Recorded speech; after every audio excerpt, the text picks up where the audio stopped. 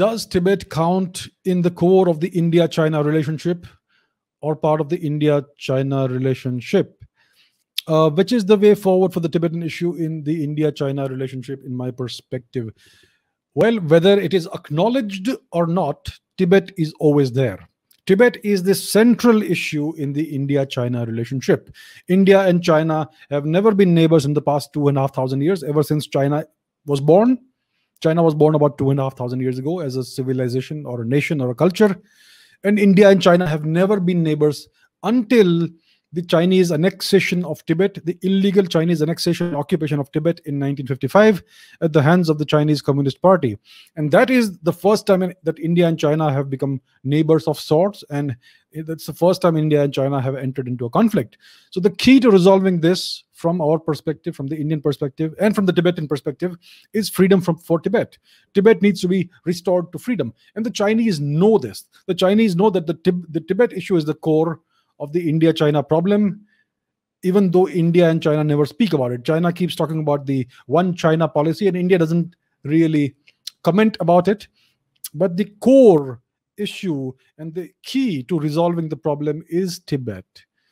So India needs to have a more proactive, more long-term, India needs to have proper long-term vision for how it wants to resolve this matter. India needs to resolve this in a manner that is advantageous to India as well as to the people of Tibet. And the Tibetans also need to take certain steps. For example, you have the Tibetan government in exile, and you have His Holiness the Dalai Lama, who lives in Dharamshala. Now, His Holiness the Dalai Lama needs to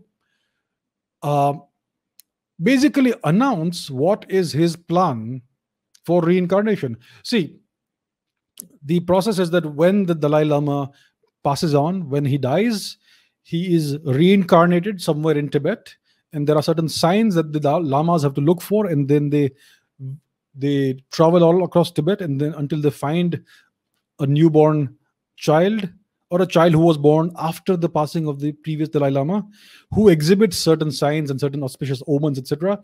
And then that child is taken as the next Dalai Lama.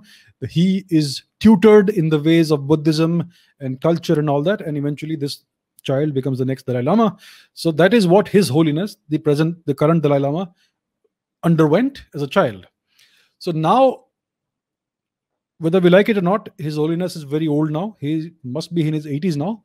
So it may be a question of another 20 years, 20, 25, 30 years, if he lives long. I wish he does.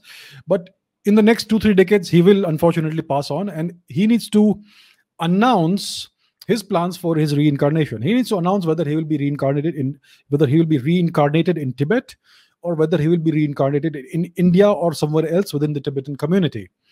Because the Chinese plan to hijack the office of the Dalai Lama and appoint their own Dalai Lama.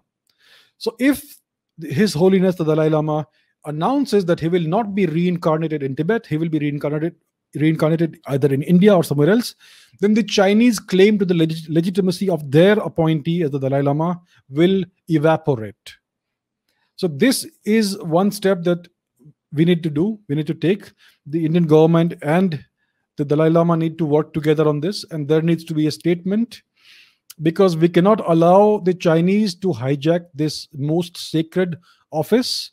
And this is currently the highest position in the Buddhist world, and one of the highest positions in the entire Dharmic world. So we cannot allow the Chinese Communist Party to hijack this very ancient tradition. So that's one thing that needs to be done.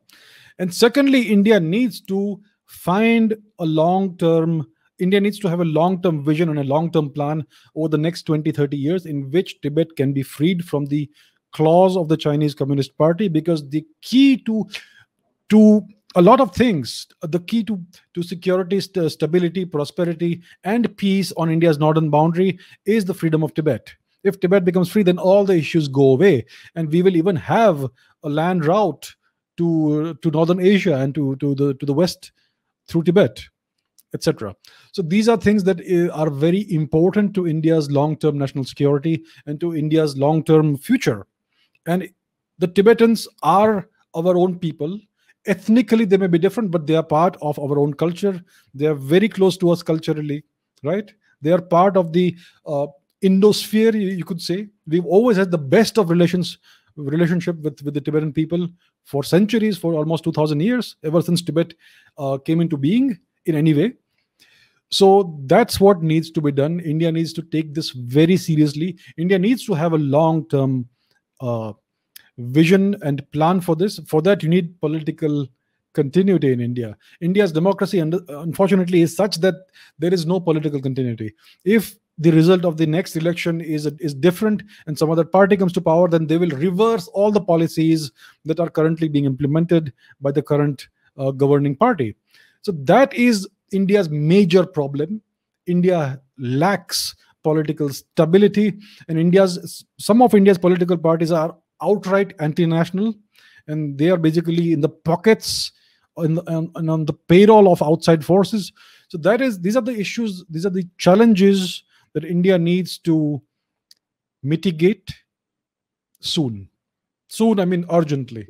Something needs to happen about this. Something needs to be done.